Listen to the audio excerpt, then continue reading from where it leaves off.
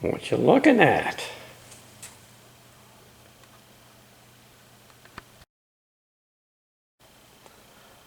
And what are you looking at now? Console light.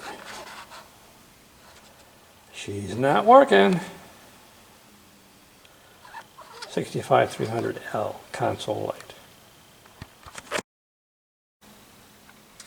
2 Phillips screws, which you can get at quick and easy from the outside. Then you pull her out and it exposes the socket. What could be easier? And the socket just pulls off the back of the housing, exposing a GE90.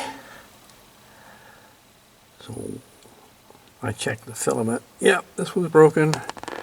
Get yourself a fresh GE90. Job done. Probably took me longer to find the GE90 than it did anything else.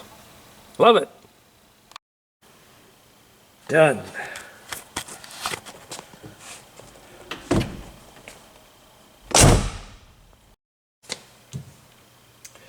They didn't use console lights in 61 or 2, 63.